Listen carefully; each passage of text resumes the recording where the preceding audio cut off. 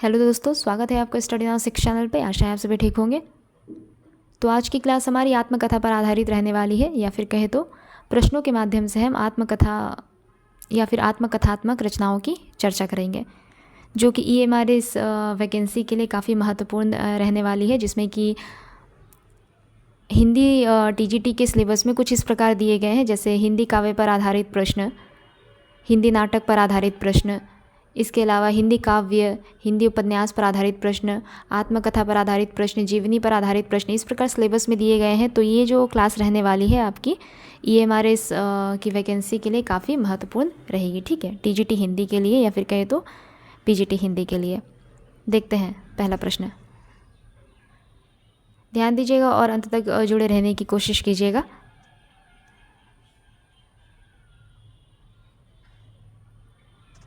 पहला प्रश्न है, वट वृक्ष की छाया में किस लेखक की स्मृति को सुरक्षित रखने के लिए लिखी गई है?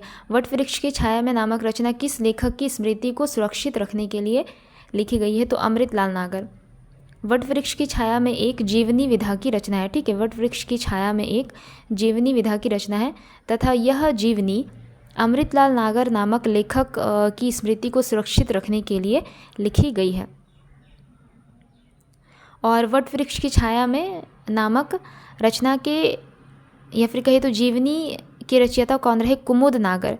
वट वृक्ष की छाया में नामक जीवनी के रचयिता रहे कुमुद नागर।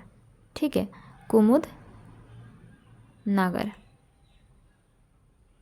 आगे देखेंगे, निम्न में से कौन सा सही सुमेलित है? इनमें से कौन सा सही सुमेलित है? अपने अपने पिंजरे ओम प्रकाश वाल्मीकि, जूठन मोहनदास नैमिष-राय, अपनी धरती अपने लोग रामविलास शर्मा, बसेरे से दूर वृंदावन लाल वर्मा। तो अपनी धरती अपने लोग रामविलास शर्मा द्वारा रचित है। अपनी धरती अपने लोग रामविलास शर्मा द्वारा रचित है, ये सही है। अपने अपने पिंजरे नामक रचना किनकी रही? तो मोहनदास नैमिष-राय की। अपने अपने पिंजरे मोहनदास नैमिष-राय की रचना है। जूठन ओम प्रकाश वाल्मीकि की रचना है। जूठन ओम प्रकाश वाल्मीकि की रचना है। ठीक है, और बसेरे से दूर किनकी रचना है? तो हरिवंश राय बच्चन की। बसेरे से दूर हरिवंश राय बच्चन की रचना है। आगे देखते हैं, अपनी खबर किसकी आत्मकथा है? अपनी खबर किसकी आत्मकथा है? तो पांडे बेचन शर्मा उग्र की आत्मकथा है यह। अपनी खबर पांडे बेचन शर्मा उग्र की आत्मकथा है। अच्छा, इस क्लास में आपकी शायद जीवनी से संबंधित भी एक दो प्रश्न रहेंगे। ठीक है, देखते हैं, वो आगे पता चल जाएगा। अगला प्रश्न है, आत्मकथा लेखन में सर्वाधिक प्रसिद्धि मिली है। आत्मकथा लेखन में सर्वाधिक प्रसिद्धि निम्न में से किसे मिली है? तो महात्मा गांधी को। आत्मकथा लेखन में सर्वाधिक प्रसिद्धि महात्मा गांधी जी को मिली है। महात्मा गांधी की एक कहे तो आत्मकथा का नाम कुछ इस प्रकार है, सत्य के साथ मेरे प्रयोग। क्या है आत्मकथा का नाम? महात्मा गांधी की आत्मकथा का नाम सत्य के साथ मेरे प्रयोग। सत्य के साथ मेरे प्रयोग। आगे देखते हैं, अगला प्रश्न है, आत्मकथा में लेखक अपने जीवन की प्रायः अद्योपांत कहानी लिखता है। आत्मसंस्मरण में जीवन के एक सीमित खंड के संस्करण लिखता है। यह कथन किसका है? आत्मकथा में लेखक अपने जीवन की प्रायः अद्योपांत कहानी लिखता है और आत्मसंस्मरण में जीवन के एक सीमित खंड के संस्करण लिखता है। यह कथन किनका है? तो यह कथन है डॉक्टर दशरथ ओझा का। ठीक है, यह कथन है डॉक्टर दशरथ ओझा का। अगला प्रश्न है, निम्न में से कौन सी आत्मकथा हरिवंश राय बच्चन द्वारा लिखित नहीं है? हरिवंश राय बच्चन की आत्मकथा निम्न में से कौन सी नहीं है? तो हरिवंश राय बच्चन की आत्मकथाओं को 4 खंडों में विभाजित किया गया है। इनमें से 3 तो इस प्रकार है, क्या भूलूं क्या याद करूं, 10 द्वार से सोपान तक, नीड़ का निर्माण फिर। ठीक है, तो इनमें से जो हरिवंश राय बच्चन की आत्मकथा नहीं है वह है अपनी खबर। अपनी खबर नामक आत्मकथा के रचयिता रहे पांडे बेचन शर्मा उग्र। अपनी खबर नामक आत्मकथा के रचयिता कौन रहे? पांडे बेचन शर्मा उग्र। लगता नहीं है दिल मेरा किसकी आत्मकथा है? लगता नहीं है दिल मेरा किसकी आत्मकथा है? कृष्णा अग्निहोत्री की। ठीक है, कहीं कहीं पर कृष्ण अग्निहोत्री भी दिया गया है। कृष्णा अग्निहोत्री की यह आत्मकथा है लगता नहीं है दिल मेरा, इसका प्रकाशन वर्ष क्या रहा? 1997 ईस्वी। लगता नहीं है दिल मेरा का प्रकाशन वर्ष रहा 1997 ईस्वी, 1997। प्रभा खेतान की आत्मकथा है, निम्न में से प्रभा खेतान की आत्मकथा कौन सी है?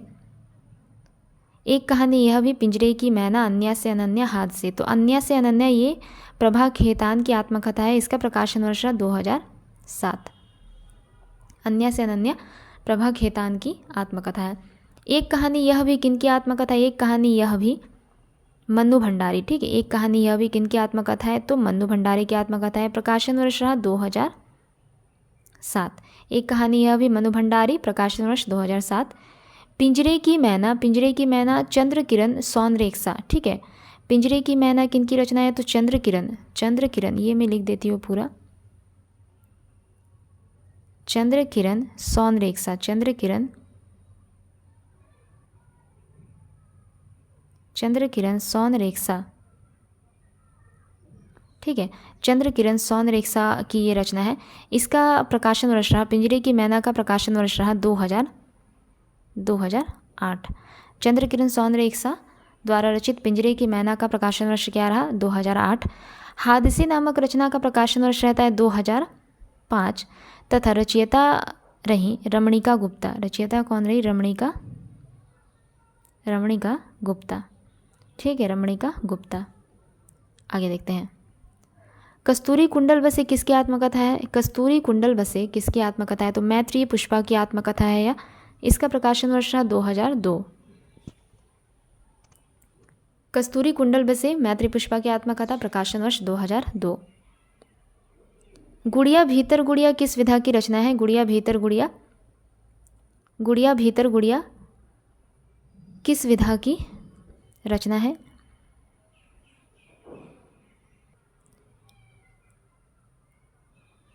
तो हम इस प्रश्न पर थे, गुड़िया भीतर गुड़िया किस विधा की रचना है? गुड़िया भीतर गुड़िया यह एक आत्मकथा है, रचयिता कौन रही इसकी? मैत्रेयी पुष्पा। गुड़िया भीतर गुड़िया मैत्रेयी पुष्पा की आत्मकथात्मक रचना है, ठीक है। अगला प्रश्न देखेंगे। एक कहानी यह भी किसकी आत्मकथा है? एक कहानी यह भी मन्नू भंडारी की आत्मकथा है, एक कहानी यह भी मन्नू भंडारी की आत्मकथा है। मन्नू भंडारी के कुछ प्रमुख उपन्यास है, जैसे आपका बंटी, 1 इंच मुस्कान, महाभोज इत्यादि। आपका बंटी, 1 इंच मुस्कान, महाभोज इत्यादि।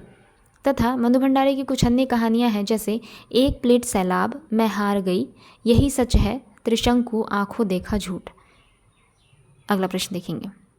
जूठन के लेखक कौन रहे? जूठन के लेखक कौन रहे? यह एक दलित आत्मकथा है। जूठन क्या है? एक दलित आत्मकथा है, जिसके रचयिता रहते हैं ओम प्रकाश वाल्मीकि। जूठन एक दलित आत्मकथा है, रचयिता रहे ओम प्रकाश वाल्मीकि। तरुण के स्वप्न शीर्षक कृति किस प्रकार की गद्य विधा है? तरुण के स्वप्न शीर्षक कृति एक आत्मकथा है। तरुण के स्वप्न शीर्षक विधि एक आत्मकथा है, रचयिता कौन रहे? सुभाष चंद्र बोस। तरुण के स्वप्न सुभाष चंद्र बोस की एक आत्मकथा है। सुभाष चंद्र बोस की यह आत्मकथात्मक रचना है। सुभाष चंद्र बोस द्वारा रचित एक अन्य कृति है, जैसे द इंडियन स्ट्रगल, एक अन्य कृति जिसके बारे में पूछा जा सकता है, द इंडियन स्ट्रगल। आगे देखेंगे। सही युग्म का चयन कीजिए, निम्न में से सही युग्म का चयन कीजिए। फिलहाल विपिन कुमार अग्रवाल, इन दिनों रघुवीर सहाय, सहचर है समय रामदरस मिश्र, सोना माटी कुंवर नारायण। तो सहचर है समय रामदरस मिश्र की आत्मकथा है, सहचर है समय रामदरस मिश्र की आत्मकथा है, यह सही है।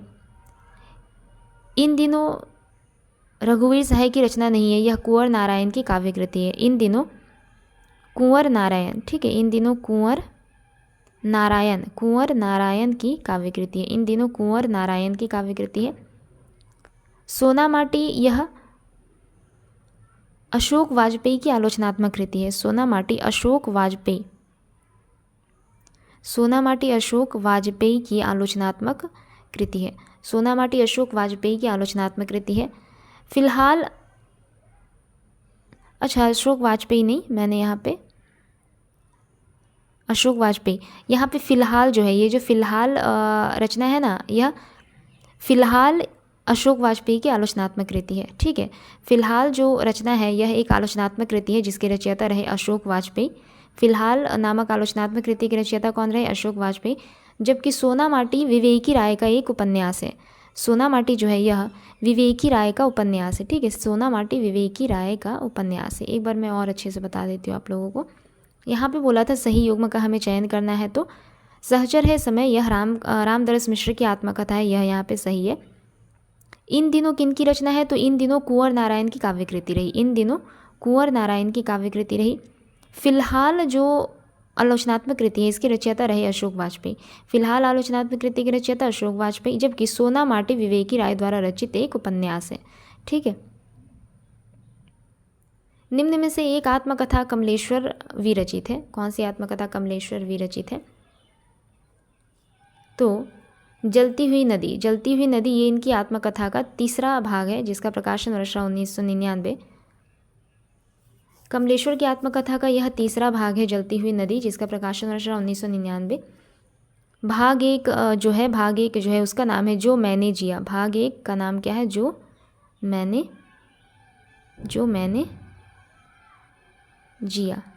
जिया। प्रकाशन वर्ष 1992।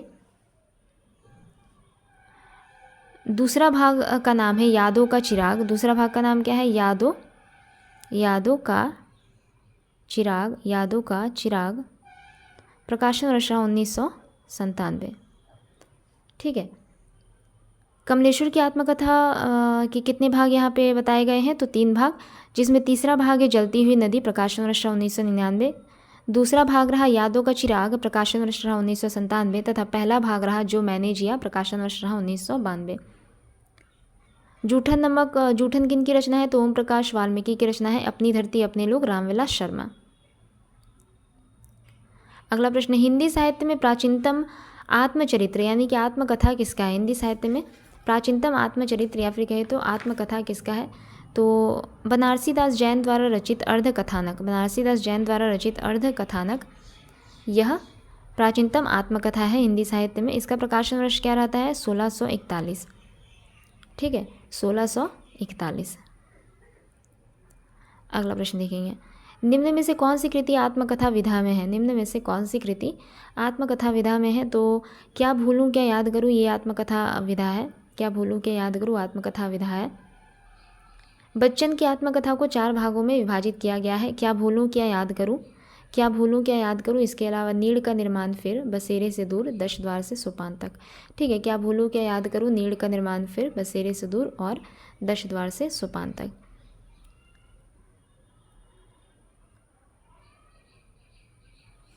जहाज का पंछी ईलाचंद्र जोशी का उपन्यास है। जहाज का पंछी किनका उपन्यास है?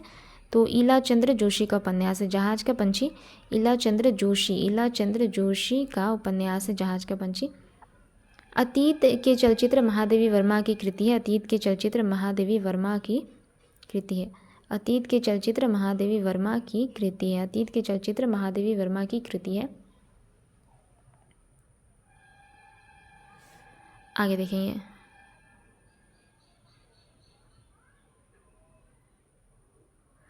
विधा की दृष्टि से अस्ति और भवती क्या है? विधा की दृष्टि से अस्ति और भवती आत्मकथा है।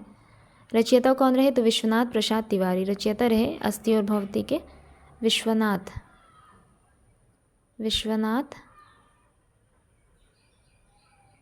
प्रसाद तिवारी। विश्वनाथ प्रसाद तिवारी अस्ति और भवती नामक आत्मकथा के रचयिता रहे। आगे देखेंगे, निम्नलिखित में से हरिवंश राय बच्चन द्वारा रचित आत्मकथा खंडों का शीर्षक नहीं है। हरिवंश राय बच्चन द्वारा रचित आत्मकथा खंडों का शीर्षक नहीं है। निम्न में से कौन सा? तो दिन जल्दी जल्दी ढलता है बच्चन द्वारा रचित निशा निमंत्रण से उद्धृत एक गीत है। ठीक है, दिन जल्दी जल्दी ढलता है ये हरिवंश राय बच्चन की आत्मकथा खंड का शीर्षक नहीं है। बताया आपको पहले ही कि हरिवंश राय बच्चन की आत्मकथा को 4 भागों में विभाजित किया गया, जिसमें से एक भाग दिन जल्दी जल्दी ढलता है ये नहीं है, बल्कि यह बच्चन द्वारा रचित निशा निमंत्रण से उद्धृत एक गीत है। ठीक है, दिन जल्दी जल्दी ढलता है बच्चन द्वारा रचित निशा निमंत्रण से उद्धृत एक गीत है। निशा निमंत्रण से उद्धृत एक गीत है। जबकि हरिवंश राय बच्चन के जो 4 खंड है उनकी आत्मकथा के, नीड़ का निर्माण फिर, क्या भूलूं क्या याद करूं, दशद्वार से सोपान तक, इसके अलावा पसेरे से दूर। अगला प्रश्न है, अपनी ज़मी अपना आसमां के की लेखिका कौन है? अपनी ज़मी अपनी आसमां के लेखिका कौन है? तो रजनी तिलक।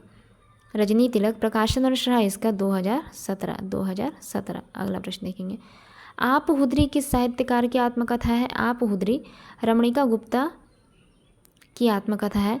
इनकी एक और आत्मकथा है क्या? हादसे। ठीक है, आप हुदरी रमणिका गुप्ता की आत्मकथा है, एक और आत्मकथा हादसे। आगे देखते हैं। अगला प्रश्न है, अकाल पुरुष गांधी शीर्षक से महात्मा गांधी के जीवन के माध्यम से नए धर्म की अवधारणा को किस साहित्यकार ने साकार किया?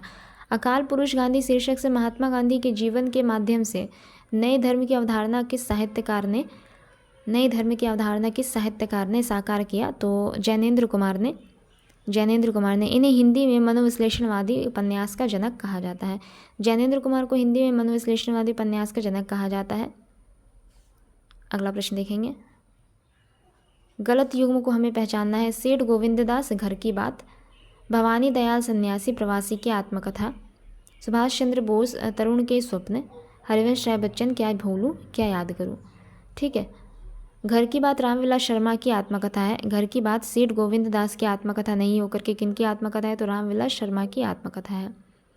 ठीक है, घर की बात रामविलास शर्मा की आत्मकथा है। भवानी दयाल सन्यासी द्वारा रचित रचना प्रवासी की आत्मकथा, सुभाष चंद्र बोस तरुण के स्वप्न, हरिवंश राय बच्चन क्या भूलूं क्या याद करूं। अगला प्रश्न देखेंगे, हिंदी की पहली आत्मकथा कौन सी रही? हिंदी की पहली आत्मकथा अर्धकथानक मानी जाती है, जो कि बनारसीदास जैन द्वारा रचित है, ब्रज भाषा में रचित है। इसके अलावा अर्धकथानक ब्रज भाषा में रचित है। 1641 इसका प्रकाशन वर्ष है। बनारसीदास जैन द्वारा रचित हिंदी की पहली आत्मकथा अर्धकथानक है, जिसका प्रकाशन वर्ष 1641 रहा और यह ब्रज भाषा में रचित है। ठीक है, यह ब्रज भाषा में रचित है। अगला प्रश्न देखेंगे, जिस विधा के द्वारा लेखक अपने बीते हुए जीवन का विवरण प्रस्तुत करता है उसे क्या कहते हैं? जिस विधा के द्वारा लेखक अपने बीते हुए जीवन का विवरण प्रस्तुत करता है उसे आत्मकथा कहा जाता है। संस्मरण क्या होता है? स्मृति के आधार पर किसी विषय पर अथवा किसी पर लिखित आलेख संस्मरण कहलाता है। स्मृति के आधार पर किसी विषय पर या फिर किसी व्यक्ति पर लिखा गया आलेख ही क्या कहलाता है? संस्मरण कहलाता है। साक्षात्कार क्या होता है कि एक निश्चित उद्देश्य की पूर्ति के लिए आरोपित विचारों एक निश्चित उद्देश्य की पूर्ति के लिए आयोजित विचारों का आदान प्रदान ही साक्षात्कार कहलाता है। साक्षात्कार क्या कहलाता है? तो एक निश्चित उद्देश्य की पूर्ति के लिए आयोजित विचारों का आदान प्रदान ही साक्षात्कार कहलाता है।